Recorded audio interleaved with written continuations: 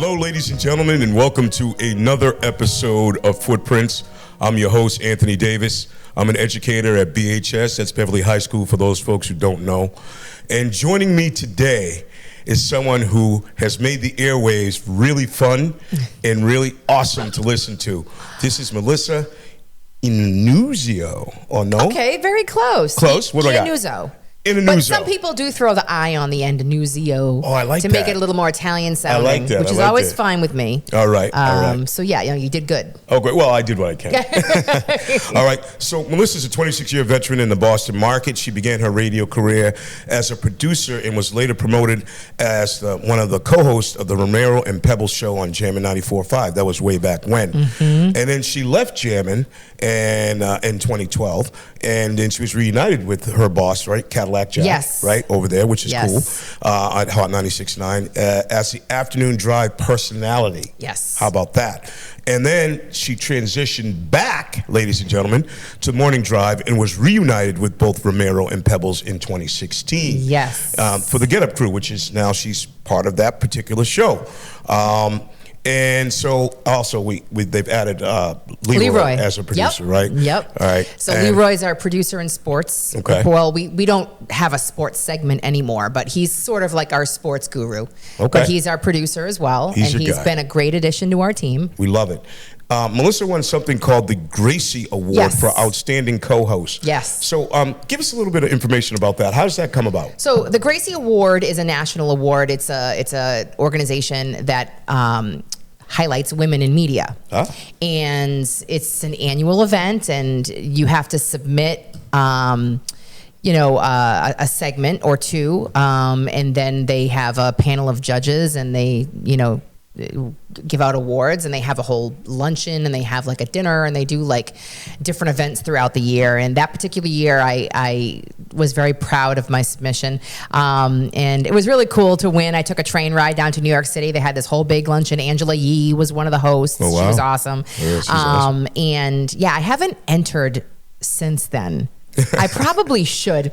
I've just been so busy. When you go to submit your entry, you have to obviously pick and choose which segments you want to use, and you have to edit them, and it's a whole big process. But I should probably enter for the next one. Well, I should say that you're busy, because I noticed in your bio here, you do all kinds of different charities, right? Project Bread. We do events with Project Bread. The Walk for Hunger, we are sponsors of every year, so we are heavily involved in that. I'm sorry? Yes. Cradles to Crayons? Cradle, yes. That was an event or an organization that we used to do a backpack drive every year, where we would have people donate items for kids to go back to school. Okay. And we would stuff backpacks, and we would just hand them out to kids at a certain area. We did like a Target location, and we would hand out backpacks and items for kids to go back to school and stuff like that. So wow. We like to do at least 2 or 3 charity events every year. Sometimes we don't get to, but for the most part, we like to try to do as much. And for me personally, I actually was a volunteer for the Taunton Pop Warner cheerleading program for over 20 years. About that. Oh, I mean, that right there, that was one of my proudest moments. It's just helping these kids, not just being athletes, but in their lives growing up. And I see some of them to this day, and they'll be like, the things they say to me, like, "Oh, you really helped me," and da da da da. And it brings a little tear to my eye when I think about it. But I was involved in that program for a very long time, something I'm very proud of, actually. Awesome. So I love coaching. I've been coaching for 30 plus years. Isn't it great? It's wonderful just to see, not just the kids playing, but to see all of a sudden, like, the camaraderie that they're building, right? And seeing them improve, whether it be in the athleticism part of it or the mental part of it, like just growing as humans. Yep, just connecting with each other, right? On that sort of level. So cool to see. I love it. I love it. So tell me, when was the moment you kind of knew that this is it? This is what I was meant to do? That's a great question. To be honest, 29-ish years later, I still don't even know if this is something that I should be doing. I'm going to be honest with you. Radio has changed so much since I started in 1996. That's dating me. It's changed so much. And I always knew I had a voice. I always knew that, I wanted to be involved in media somehow, music, like something. Right. I never knew to what capacity. And then this job opened up when I was interning at my old radio station, and then it just kind of progressed from there. And I, like to this day, I still don't even know. Like, I love what I do. Yeah.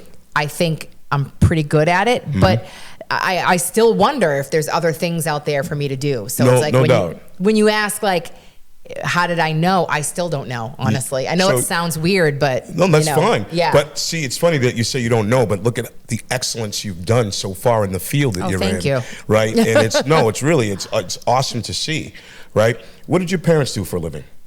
So my dad owned a limo company for a good chunk of my childhood. Big reason why I didn't see him very much. Okay. So he was doing that. And then my mother worked 3 jobs just to kind of support my brother and I growing up. She worked as like a computer analyst for, back then it was Digital, then it was Hewlett Packard and Compaq Corporation. And she was doing that for decades. She retired a while ago, but she was doing that for like 40 years. Wow. But she also had a couple other side hustles too. Like we were talking about this earlier. You gotta have side hustles these days. She had a couple. Yeah. So she worked her butt off to, help my brother and I raise us. And yeah, she still works. She retired, but she's bored. She's like, I got to do something. Exactly. So she still does a few things here and there. She volunteers at a bingo hall in Hudson, Mass. And she loves it. I'm never retiring, by the way, ladies and gentlemen. I'm saying it here right now. Yeah. I'm always going to be doing something. I'm with you. I have to. Otherwise, I'm just like, it keeps you sane. What am I doing? Yeah, here? right. You know what I mean? Even like days I go home and I'm like, I live alone and I'm like, I'm bored. All right, what am I going to do now? Like, I can't sit still. It's it's weird. So I get where you're coming from. Well, see, so the work ethic that your parents did early on instilled in you those footprints of, when I find something, I'm going to sink my teeth into it. I'm really going to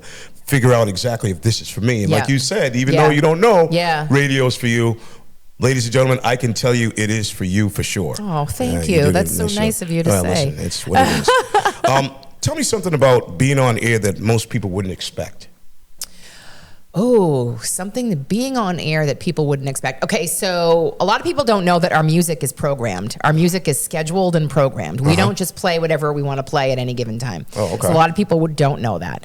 And it's all based on requests and research and what, the city likes and what people want to hear and stuff like that. But yes, that's a big thing. We plan our shows every day. We don't just wing it.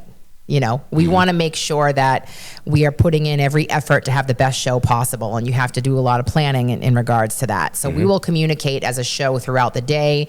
We'll send emails at night based on what we see happening throughout the day. And just make sure that we all agree, okay, well, we need to talk about this today. We need to talk about this. And so we plan everything. So it might sound like we're winging it, but everything has a purpose. Yeah. The way that we start our conversations, the way it transitions, the way it ends. Like everything is sort of planned out. Wow, that's and a lot awesome. of people don't know that. Well, that's good. Yeah. Sometimes, every once in a while, if there's something going on and we just crack the mic and we got to fill time, but we've all been doing it so long that I could sit here and have a conversation with you about this bottle of water here. Like, you know what I mean? Exactly. It's like, things just happen naturally, so organically, no doubt. Yeah. No doubt. So tell us something about yourself that nobody knows. Give us like a little nugget. Something about me that nobody knows. Boy. That's a tough one. Because are you an open book like me? I was just going to say, do you know why this is a tough question? Because I feel like I share so much about myself with people. So I feel like people know a lot and most about my life. They know I'm an animal lover. They know I like to volunteer, coaching with kids. And I love to try new restaurants, and I'm single. Like I haven't really been dating much in a while, because all of these things I talk about on air. Yeah. So it's really hard to come up with things that people don't know. Like it's really weird. Another thing that I talk about a lot that I think is cool. I personally love nostalgia with movies. I would rather watch a movie that I've seen again a million times over than watch a new movie. It's weird. Well, I'm like that too. Yeah. Like I'm like into 80s movies. I'm in love with 80s, 90s movies. 100%. Love. I'll watch them over and over and over again. People make fun of me. I will watch Ferris Bueller's. Oh, I love that movie. You know, they just sold his vest. Did they? The vest that he wore when he was doing the like the whole day off when he was on the float dancing. They just sold his vest for like an obscene amount of money. I love it. That movie's awesome. Anyways, yeah, it's a great movie. It is. So now tell me, what's the wildest, most unexpected thing that happened while you were on the air live?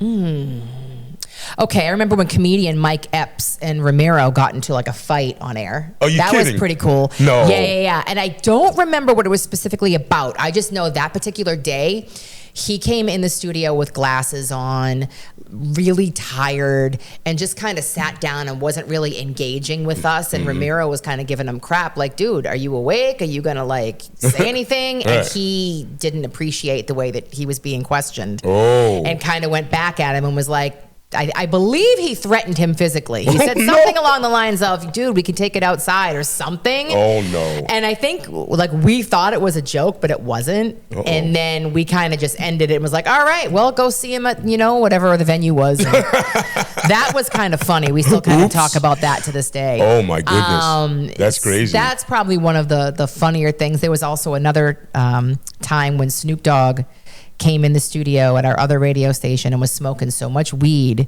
that we all got a contact high. It was, and it sounds funny. That's I am awesome. dead serious. Like every single stereotype about Snoop smoking weed is 100% true. Oh my goodness. Him and his entourage came in and our studio was so small. Right. And we're all in there. I'm like, am I okay? Am I all right? That was pretty funny too. So. Oh my goodness. Yeah. So you got some nice stories to tell. Oh yeah. And ladies and gentlemen, you heard them here first. I love it. What makes Hot 96 vibe a little bit different from other radio stations? So first of all, we play the classic throwbacks that people love. I mean, that was kind of what our station was built on. It's although we don't call ourselves a throwback station per se, right. But that's kind of what we were built on. And at the time, there wasn't anything in the market that was like that. And a lot of stations have since then tried to emulate the throwback vibe. But that's kind of how we started and where we still are. We do still play some newer music, but the more, if you're looking throughout the hour of our music, the majority of it is going to be songs that you've heard before 2022, 2020, you know what I mean? Right. So that is what I think makes us unique. Okay. And just our show in general. I think our morning show gives you something that not everyone else or anyone else is doing. I think the fact that at least the three of us have been together as a show for over 20 years is also unique. And we kind of just grew up with all of you. We all grew up together. No doubt. And I think that's a pretty cool, unique vibe. Oh, no question. There's something to be said for longevity. And obviously, if you're doing it for a long time, you're hitting a niche market, and that market loves it. Yeah. And now you're expanding that even further because I understand you guys are now syndicated. We are syndicated to a couple of other cities within Beasley Media. That's our parent company. And so it's that in itself is great, but it's also become a challenge because now we're kind of limited as to things we can talk about during certain periods of time. Like we have times during the hour where we can still keep it local because the syndicated shows they don't broadcast. It's not a completely live broadcast. What we do is we record segments live, record them live, and then submit them to the stations, and then they play them. So what we do is we have, say, 4 to 5 talk breaks every hour. 2 of those will be local content, and then the others will be general conversations about things going on in the media, or say the Diddy trial, or things that every other city can relate to. But yeah, we still we like to, because our local is our bread and butter, and we still love our Boston and everything Boston, and we're always going to embrace that and love talking about everything in regards to the city. No question. This is what pretty much built us. So. Yeah, for sure. So now, if you could play just one artist on repeat over and over again, Oh, The Weeknd, I of course. answered that so quickly. Of course. And it's funny, though, because so my musical taste varies significantly. I am a huge Barry Manilow fan, and that's going to sound crazy to some people. But I could listen to any of his songs at any given time. I love The Weeknd. And there's another artist who's somewhat new. He's not new, but I am in love with him right now, and that's Teddy Swims. Teddy Swims. I'm putting you on right now. You got to put me on. You have to listen to him. So a friend of mine, big shout out to my friend Bobby, his son is his guitarist. Okay. So he's been traveling with his son like to different places, to these different venues and watching them perform. And Teddy himself has been blowing up significantly over the past year. He was just nominated for an American Music Award for Best New Artist, I believe. Wow. And I knew one song that the radio stations played. And I was like, oh, this is a good song. But he came to, what's it called? Suffolk Downs at Revere and did a show live about 3 weeks ago. And my friend Bobby took me. And I was blown away. It was an hour and a half live, no breaks. Every song, I was like, this is amazing. Okay. And I love him. So he's so good. So if anybody hasn't checked him out, like all of his music is just fantastic. So you love it. Put it, I'm telling you. Okay. I'm going to give you, The Door is the one song, Northern Lights, and what's the other song I love? Listen to those two songs. All right, I'm going to send you a message after we're done here. All right, I'm going to remind you. Teddy Swims. Listen to those songs and then report back to me. Okay, I will definitely do that. Yeah, I will definitely so do that. Without a doubt. Because, I'm into Biggie and Tupac and all that. I love those guys. Okay, so you're a Biggie, so you probably like the songs that we play, because we do play a lot of Biggie and Tupac. Absolutely. Leroy is a huge Tupac fan. Yeah, so. no question. Those are my guys. Yeah. So how do you sort of balance sort of entertaining, like, the masses and staying informative and still authentic? I would just say, like, that I think comes easy because we are all authentic. We don't fake anything that we do. Like, I would like to say our lives are open books to the point where we don't have to fake anything. We just kind of speak from the heart. And it's just, it kind of comes off naturally for us, to all of us. You know what I mean? So, I don't know. I don't want to say it's easy. Right. But it just comes so naturally to us. So a question like that isn't really like, we've never really thought about it. Yeah. It just kind of happens. Yeah, just kind of organically, yeah. Organically, exactly. Yeah, I get you. Yeah. I get you. So now, what's your take on sort of TikTok and social media, and sort of, is it a blessing Gift or a and a curse to curse. have those? It's a gift and a curse at the same time. I think that, if social media was around when we were kids, I think things would be a lot more different. Absolutely. And I think that there's a lot of pressure that comes with social media. I think that when you're on social media, you're putting the highlight of your life online, right? People aren't seeing the struggles that you're going through. They're seeing the highlights. So when you're a kid and you're growing up and you're watching all of these amazing things on social media and you're like, wow, why isn't my life like that? Right. It's like, you have to understand their life's not like that either. Exactly. You know what I mean? So there's these pressures that come with it. So that's sort of the bad part of it. And the bullying is also another bad part of it. Yeah, we deal with that a lot. We call them, keyboard tough guys. I mean, people comment to us all the time. And I think that people just have become used to being able to say whatever they want with no consequence. Right. Yeah. And the fact that people will create fake accounts just to go and bully people, and they don't think about how these things are hurting people is just a horrible thing. Yeah, no question. But on the other hand, on the flip side of it, social media can open you up to so many different things. They're becoming jobs for people. Yeah. You know what I mean? Yeah, The influencers are making millions. They are. Creating content. That's it. So there's, again, a gift and a curse with it. I think that it's a great thing. I think if there's a way that we could better, I don't want to say police it, but I think if there was a way that we could use it more constructively rather than negatively, I agree with that. I would be a lot more, feel better about it. Without a doubt. But without a doubt. So I remember I told you I have 7 kids. So my oldest daughter's 40. Okay. My youngest son is 20. So Caitlin's going to be 40. Okay. And Ashton's going to be 20. All right. So I'm thinking about social media. And so 20 years ago, social media wasn't a thing. No. So when Caitlin was like 19 or 20, it wasn't that big of a deal. Right. Right. But my youngest son, he's grown up with that. That's all he's That's all he knows. Right. Yeah. I'll give you an example. He played basketball, high school basketball. Okay. And they had this group chat, right, for the players, right? Yep. And he's like, oh, I got to talk to Adam, one of the players on the team. I'm like, oh, why don't you just pick up the phone and call Adam? You know, just give him a shout. He's like, no, I'm going to put it in the group chat. Yeah. I went, what? Yeah. You're going to put it in the group chat? Yep. And literally 30 seconds later, he puts it in the group chat. Adam answers him. Yeah. I'm like, this is the culture that these kids are growing up No with. one talks on the phone anymore. No. Including me, by the way. Yeah. I hate talking on the phone. Yeah, I hate it. Yeah, me too. I don't know what it is. I've just become so like, okay, why call me when you can just text it? That's kind of like my thing. Just send me a text. Just send me a text. Right. I love it. What song takes you back, that you hear, takes you kind of back to your teenage years? God.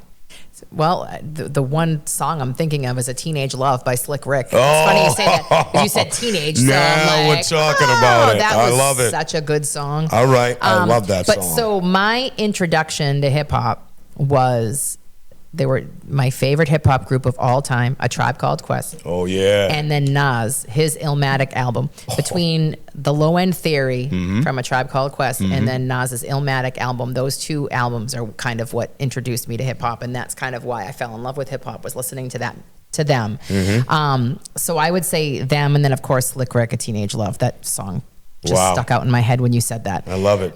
But yeah. Well, Rapper's Delight, it was for me. Rapper's Delight, yeah, That one got was me good. going. That was a little bit, I don't remember how old I was when that came out, but that was a classic. I mean, you absolutely. you heard that everywhere. Who knew? You know? Right? Right. So what's one artist you've sort of interviewed and were surprised about, you know, when you interviewed them in a good or bad way? So Kanye was an absolute jerk to me, which I'm sure doesn't surprise many people. No, it does not. Although this was when he first came out. This is when he was Kanye, but he wasn't like the Kanye that we know today. Oh, okay. So, and this is how I know it was when he first came out. Nobody wanted to do the interview. And I was an intern at the time. And they were like, can you just do this? And it was a phone interview. They're like, can you just do this interview? And I'm like, okay. And I was like an intern. I was scared out of my mind. I'm like, okay, let me just, whatever. And I don't even remember what question I asked him, but he legit said to me, that was the dumbest question I've ever heard. Why would you ask me that question? Oh, no. And now when I think back, I'm like, yep, that's Kanye. Yeah. Because that's something he would say today, to this day. No so you got to question. respect him for that. He's been consistent. Oh, but I would gosh. say that was probably one of the bad things. And as far as good, he's not an artist, but he's an actor, and he's one of my favorite actors, and he was on one of my favorite TV shows, and it was Kiefer Sutherland. Remember him? Yes. So he is in a band. He has a band now, I believe, but he was on that show 24. That was like my favorite show. Yeah. And he came to the radio station when we were at Hot. It was Hot at the time, but we were at our old studios in Dorchester. And he came in because he was doing a tour for his band. He was doing a press tour. And when he came in the building and I heard he was in the building, I legit started crying and I started sweating because I knew he was coming. And he walked into the studio awesome. as I was crying. And I'm like, oh my God. And he just embraced it. He gave me a big hug. He was like, hey, what's going on? And he could not have been cooler. Oh my goodness. I had so much fun with him that day. It was awesome. But yeah. It's cool that you kind of meet these people as they go through their lives, right? And Yeah. all of a sudden you interact with them and they're like nothing like you think they would be. Yes. Right? Yes. That happens a lot. And that's a cool thing. There's a lot of times where people are like, oh, who do you want to meet? And a lot of times I'm like, I don't know if I want to meet them because if they turn out to be jerks, I'll be very upset. Exactly. Like, and The Weeknd is one of those people, I feel like he could potentially be a jerk. So I'm like, I don't know if I ever want to meet him because I want to keep him, holier than thou in my head. Yeah, for sure. But yeah, I don't know. Yeah. Okay. Let's think about you as a woman in this industry, right? The radio industry. Yep. So what challenges have you faced as a woman in media? I mean, I'm sorry, I didn't mean to cut you off. No, I just want to know how you overcame them.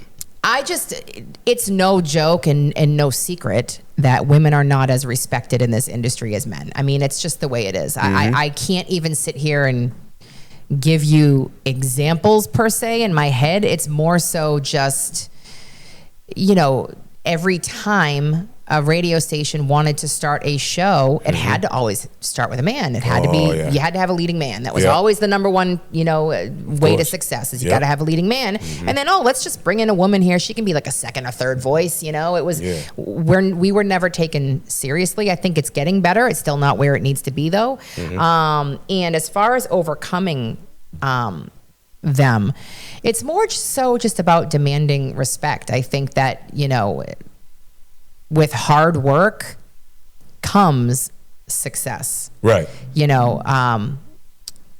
just have to be willing to put the work in, I guess. It's true. In anything you do. In anything you do. Yeah. And it never gets easier. And when you feel like you're becoming complacent, you have to always challenge yourself to do more and to work harder to do even more.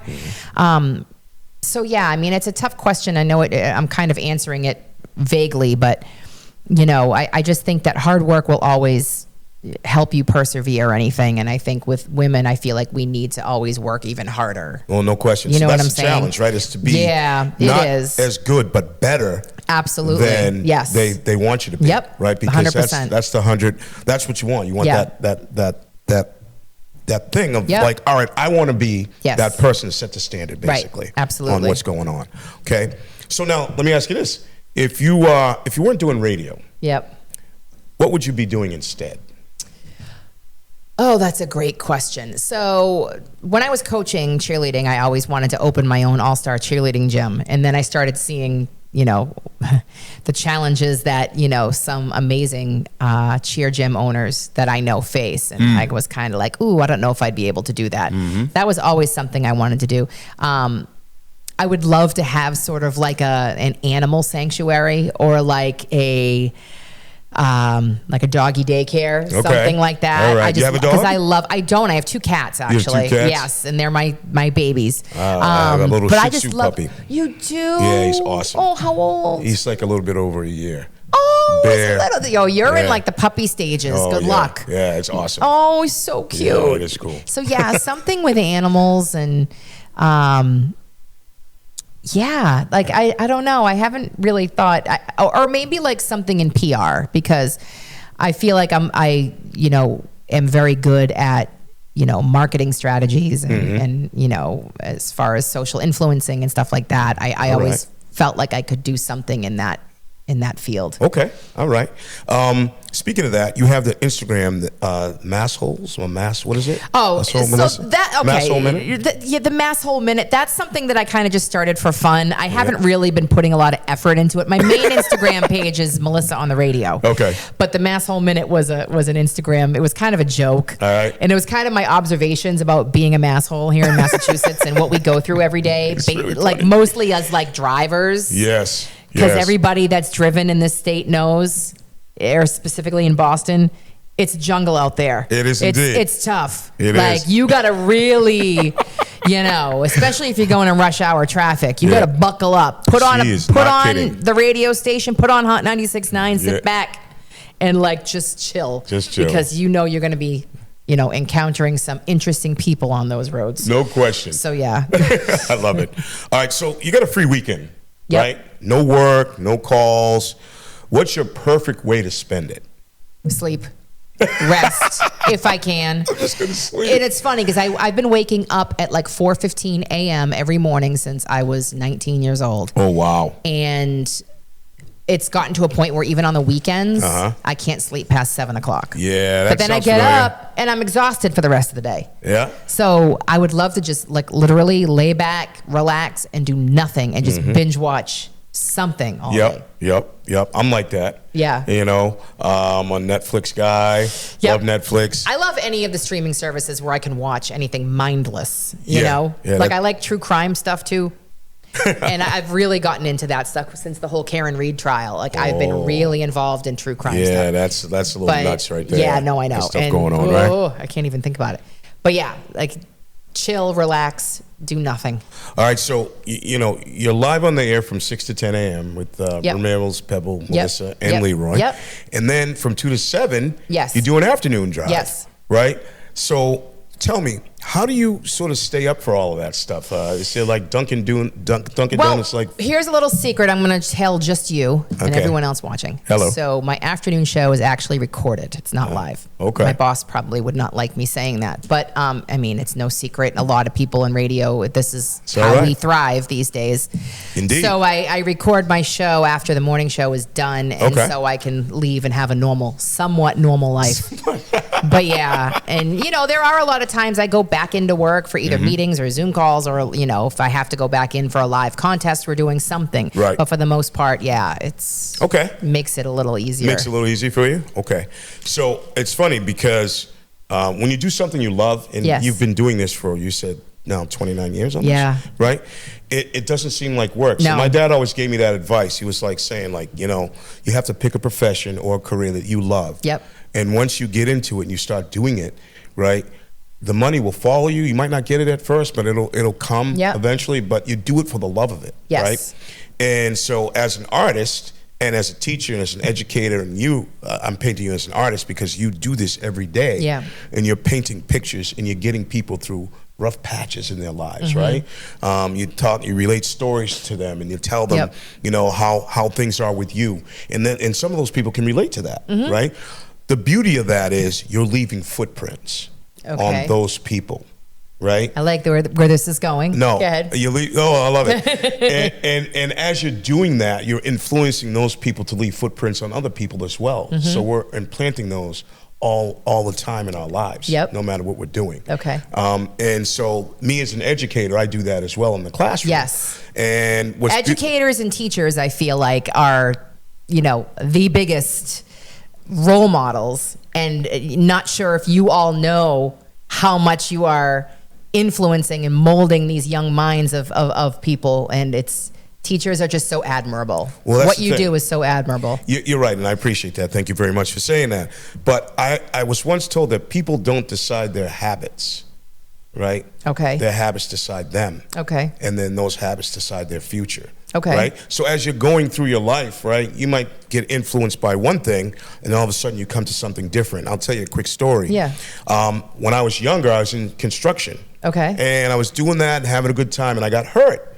Right? And I'm at home driving my wife crazy. I'm driving her nuts. And she goes, "Oh my God, Tony, you have to get out of here. You got to go do something.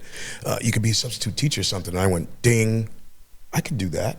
Oh my God. And I started thinking about it. This was almost 35 years ago. Okay. Right? So I started thinking about, okay, what do I need to do? I got to take the MTEL test. I got to do this. I got to do that. I got to figure out, you know, what I'm going to do. Yeah. And then I started substitute teaching. So I got to tell you, the first time I substitute taught, it was in elementary school. Okay. And it was crazy, Melissa. So here's the deal. Kids are like, "Mr. Davis, my nose is running. Oh, Mr. Davis, I'm hot. Oh, Mr. Davis, Stop. I have to go to the bathroom. Oh, Mr. Davis, my shoe's untied." I'm like, how do people do this all day? Yeah. I'm like, there's no way I can do this. Yeah. Right? So then I went to like elementary school. I went to middle school after elementary school. And that was cool because it was like the age of discovery. Right? Right. It was like, hey, I'm kind of cool, or maybe I'm like an athlete, Yeah. or maybe I'm a musician. So all those groups of kids would kind of group together and get together and they do their thing. And I'm like, all right, it's the age of discovery. I get that. They're kind of cool. It's not bad. They're not young, but they're not old enough yet to make their own decisions. Right.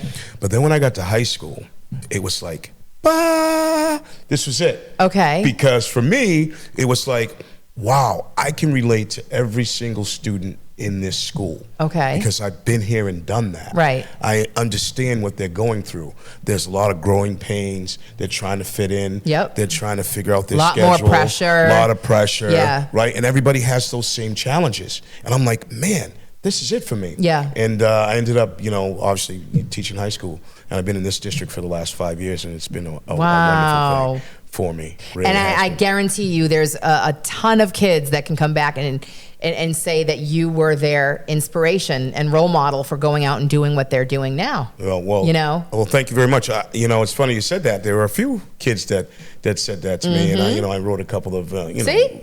And think about it. Even when we think about our high school past, there's always that one teacher that you remember. Mrs. Who's your favorite teacher going? That's Mrs. your favorite? Hebert. All right. Okay. Yep. All right. I think she's still alive. Patricia Hebert. She was kind of jack of all trades. She did calculus. She did math. She did art. She kind of did all kinds of stuff. But she was she was like the friend. She was like, the teacher that was the friend, but she was also the authority figure. But, we knew she wasn't really serious when she was like, I'm going to, but we loved her so much. But yeah, guarantee you are one of those teachers for a lot of kids. I am. And I hope that I am. And it's funny. So I had a teacher in 7th grade that influenced me a ton. Her name was Mrs. Rice, and she was a home economics teacher. So back in 7th grade, like, kids would make fun of me. Oh, I can't believe you're taking cooking and sewing. And I was laughing because I'm like, dude, I'm in a class full of girls. Look at you. See?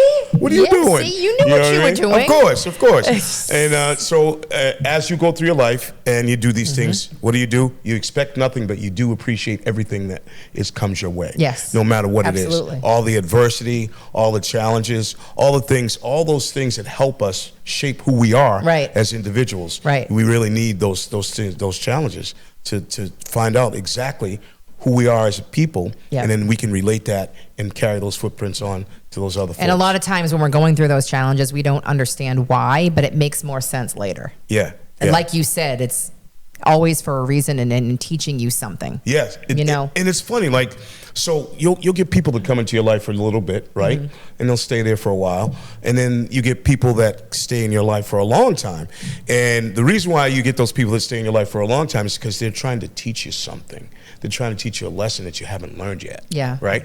And I found that to be true in all walks of life, no matter who I deal with.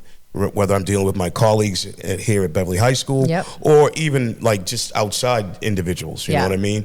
And they're just trying to sort of give you a little bit of a lesson in life, whether it be good, bad, or indifferent. Right. Same thing we do as educators and as you being an artist, painting a picture on Hot 96.9. You're doing that and you're implanting those footprints, and it's a beautiful thing. Oh, thank you. No, it's a beautiful thing. Ladies and gentlemen, if you love our content, please subscribe to Channel 22. Subscribe. YouTube, subscribe. Yes, indeed, support. You can also check me out on www.footprintsimpact.com, where all my episodes are posted. And don't forget, we're on Apple Podcasts, Spotify as well. Look at you doing big things. Hey, listen, I'm doing the best I can. I'm having a good time with this, and I'm so happy and grateful that you came today. I am honored that you asked me. Seriously, I am so honored, and I really appreciate you for having me on. Thank you, and it's been an absolute pleasure. And you're a gift. Oh, listen, remember that. I can. I do. Yeah, so are you. Thank Just remember you. that. Yeah, and I appreciate that. And ladies and gentlemen, don't forget, I always say to you, and I will say to you again, who left a footprint on you? Thanks. I'll see you next time. Bye-bye.